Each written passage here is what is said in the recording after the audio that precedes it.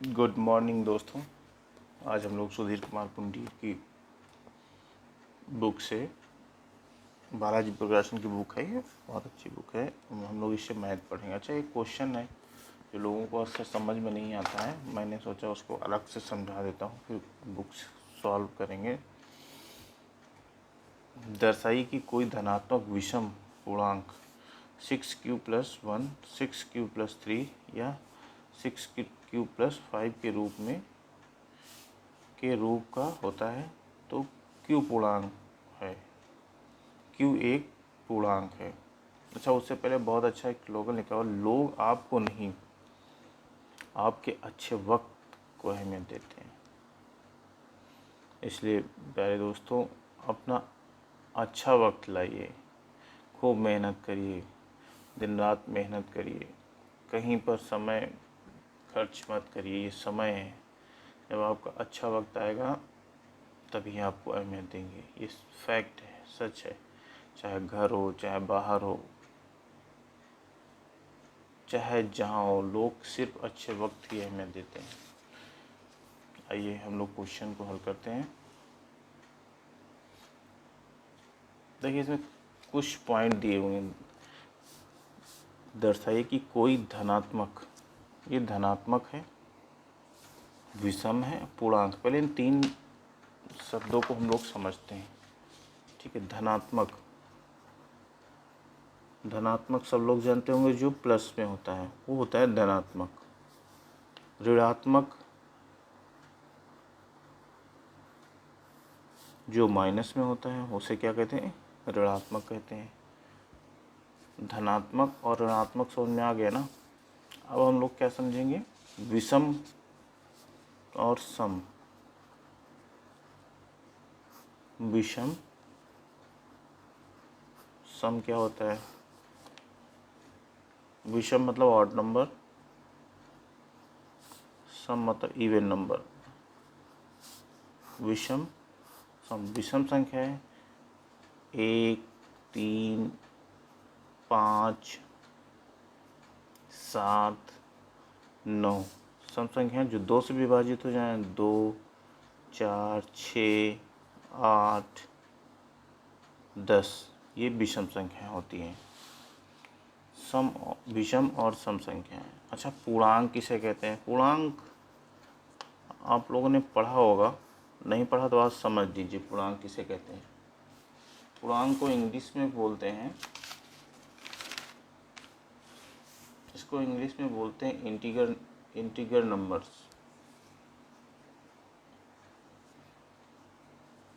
कुछ बच्चों ने कमेंट्स किया था कि सर इंग्लिश में भी थोड़ा सा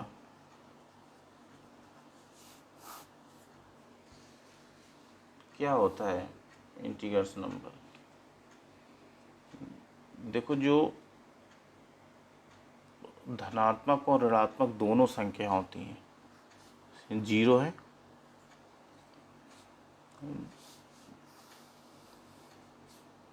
1, 2, 3, 4, 5, -1, -2, -3, -4।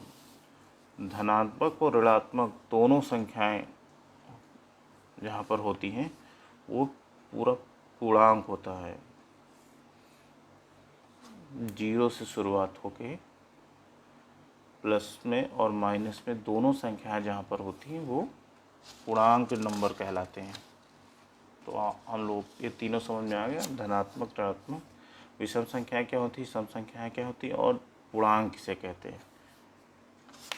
आइए हम लोग क्वेश्चन को हल करते हैं। बहुत सिंपल तरीके से क्वेश्चन को हल करेंगे हम लोग।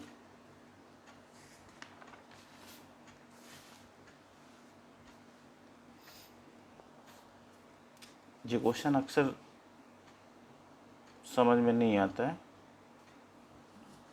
इसको हम लोग हल करते हैं। इसको हम लोग हल करेंगे यूक्लिड विभाजन प्रमेय का द्वारा।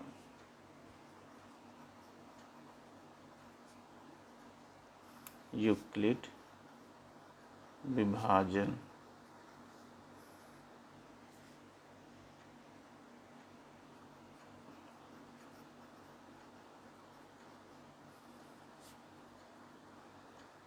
ये ज़रूर लिख देना, यूक्लिड विभाजन प्रमेय का था। अच्छा, क्या होता है यूक्लिड विभाजन प्रमेय का? भाज्य बराबर भाजक गुणे भागफल प्लस क्या होता है, शेषफल। ये हमारा यूक्लिड विभाजन प्रमेय का होता है। इसको इंग्लिश में ऐसे लिखते हैं, ए बराबर बी क्यू प्लस आर।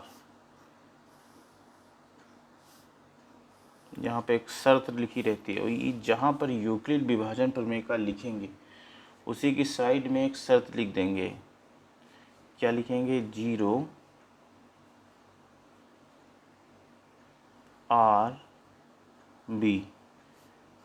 इसको समझ में आया, हम इसको भी समझा देते हैं जी क्या लिखा हुआ।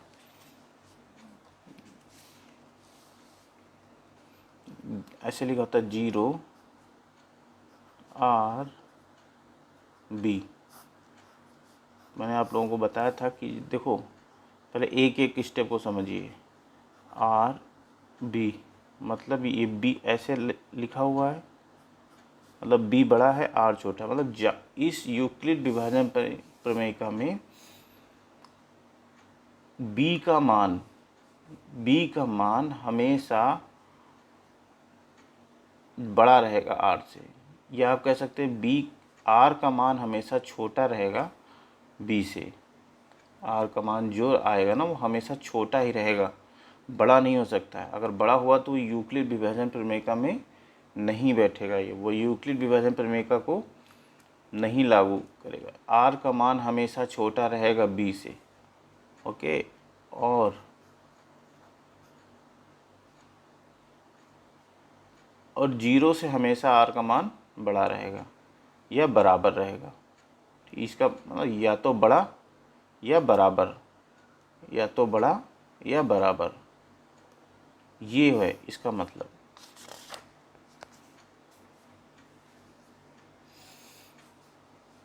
अब उठा लीजिए।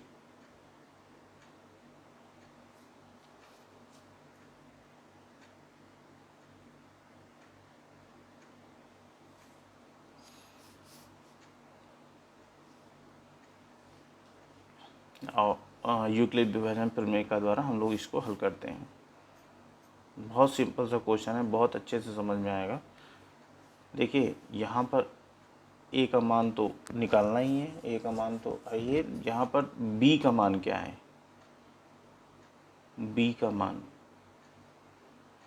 यहाँ पर बी का मान देखिए, इन क्वेश्चन में देखिए 6q + 1 BQ + R, 6q + 3 BQ, मतलब हर जगह B का मान 6 है, तो B का मान 6 हो गया।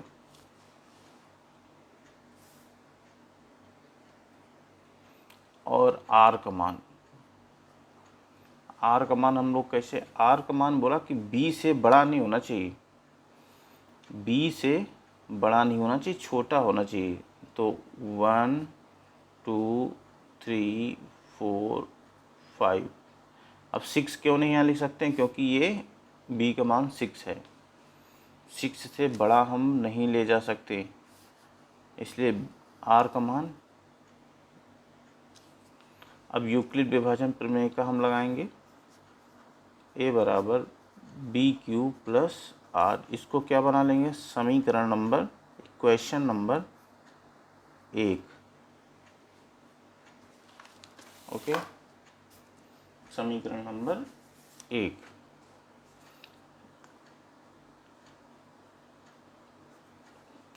अब यहाँ लिखेंगे समीकरण नंबर 1 में R बराबर 1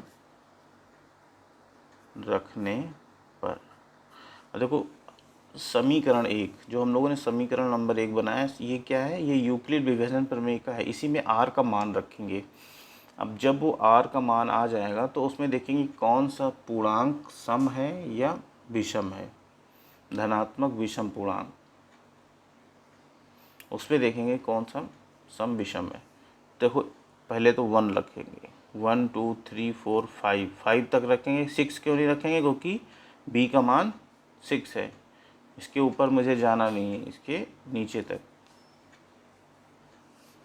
तो रखिए ए बराबर बी का मान कितना 6, क्यू का मान सभी में सेम है, प्लस आर का 1। ये क्या है? जो 2 से विभाजित हो जाए वो सम पूर्णांक है, और जो 2 से ना विभाजित हो, देखिए ये तो 2 से विभाजित हो जाएगा, लेकिन ये 2 से नहीं विभाजित। इसका मतलब ये क्या है? विषम पूर्णांक है।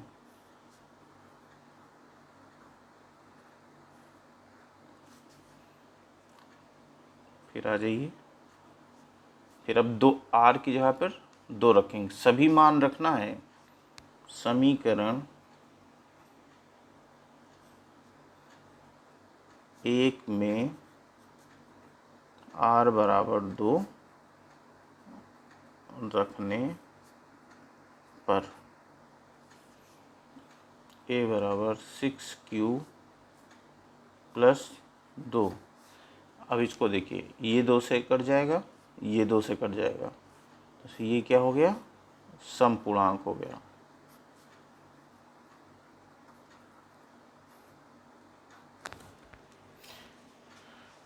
इसमें और पहचानने का एक तरीका देखिए, इन्होंने कहा धनात्मक विषम पूर्णांक 6Q प्लस 3 6Q प्लस 5, मतलब ये तो उन्होंने कह ही दिया है कि ये विषम पूर्णांक है। आपको सम पूर्णांक निकालना, देखो ये देखो 6Q प्लस 1 और ये भी आपका है 6Q प्लस 1, मतलब ये तो विषम पूर्णांक है। ये इसके बाद आएगा 6Q प्लस 2, ये सम पूर्णांक हो गया। अब हम लोग निकालते हैं, आज बहुत हिल डुल रहा है। समीकरण 1 में r बराबर 3 रखने पर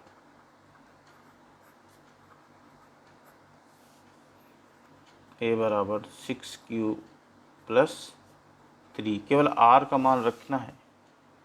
अब आप देख लीजिए a बराबर 6Q प्लस 3। अब जो आपका 3 है ये क्या 2 से विभाजित हो रहा है? ये तो हो जाएगा, ये नहीं। इसका मतलब ये विषम पूर्णांक है।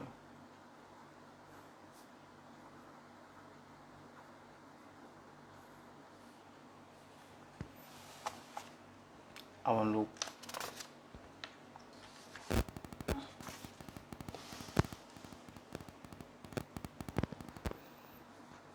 नेक्स्ट समीकरण 1 में r बराबर, हम लोगों ने 3 तक रख दिया था, r बराबर 4 रखने पर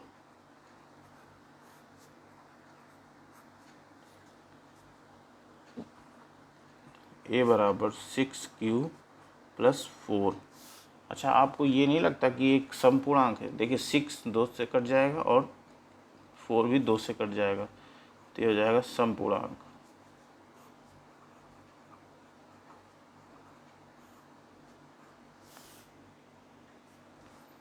अब क्या बचा मेरा? 5 बचा। समीकरण 1 में r बराबर 5 रखने पर a बराबर 6Q प्लस 5। देखो ये तो 2 से कट जाएगा, लेकिन 5 2 से नहीं कटेगा। इसका मतलब ये विषम पूर्णांक है।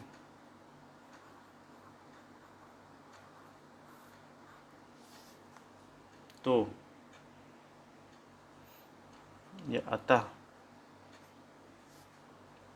समपूर्णांक कौन से थे? 6Q plus 2, 6Q plus 4 answer आ जाएगा। क्वेश्चन समझ में आया? चलिए मैं एक बार और समझा देता हूँ। दर्शाइए कि धनात्मक विषम पूर्णांक 6Q प्लस 1, 6Q प्लस 3 या 6Q प्लस 5 के रूप का होता है। तो क्यू एक पूर्णांक है, इन्होंने बता दिया क्यू एक पूर्णांक है, तो हम लोग यूक्लिड विभाजन प्रमेय द्वारा इसको हल करेंगे। यूक्लिड विभाजन प्रमेय क्या होती है, भाज्य बराबर भाजक गुणे भागफल प्लस शेषफल होता है। इसको भाज्य को ए से, भाजक को बी से, भागफल को क्यू से और प्लस शेषफल को आर से करते हैं,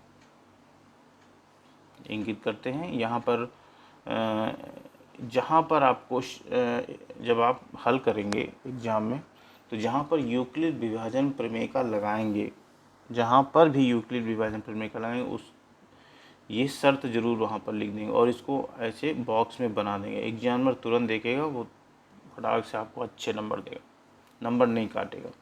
और ये समझना बहुत ज़रूरी है, आर का मान हमेशा बी से छोटा रहेगा और जे हमेशा 0 से बड़ा रहेगा आर, ठीक है, या बराबर रहेगा, माइनस में नहीं जाएगा, ठीक है। 0 से बड़ा रहेगा आर का मान या बराबर रहेगा, माइनस में नहीं जाएगा, ठीक। पूर्णांक हमारा माइनस में भी होता है ना, पूर्णांक की परिभाषा क्या होती है, 0 से लेके 1 तक, या इधर 0 से लेके माइनस तक, माइनस चलता है उल्टा अनंत तक, उधर अनंत होता है, इधर भी अनंत होता है, ठीक है। तो अब यहाँ पर b का मान 6 है और r का मान b से बड़ा नहीं होना चाहिए। तो मतलब r का मान हम 1 रख सकते हैं, 2 रख सकते हैं, 3 रख सकते हैं, 4 रख सकते हैं, 5 रख सकते हैं, लेकिन 6 नहीं रख सकते हैं, क्योंकि 20 बड़ा हो जाएगा ना, r का मान b से बड़ा नहीं होना चाहिए या b नहीं होना चाहिए, ठीक है।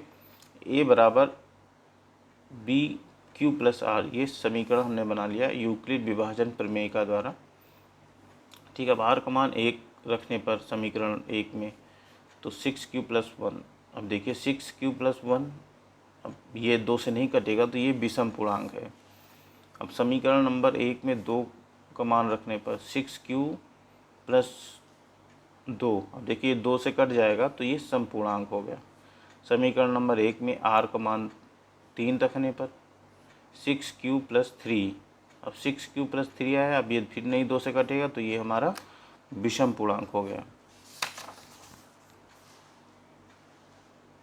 अब समीकरण 1 में r बराबर 4 रखने पर a बराबर 6q प्लस 4, ये समपूर्णांक है, ये क्योंकि 2 से कट जाएगा। समीकरण 1 में r बराबर 5 रखने पर a बराबर 6q प्लस 5, ये विषम पूर्णांक है। अतः 6q प्लस 2, 6q प्लस 4, ये हमारे समपूर्णांक है, ये हमारा आंसर हो जाएगा। चलिए दोस्तों, मिलते हैं नेक्स्ट क्वेश्चन में।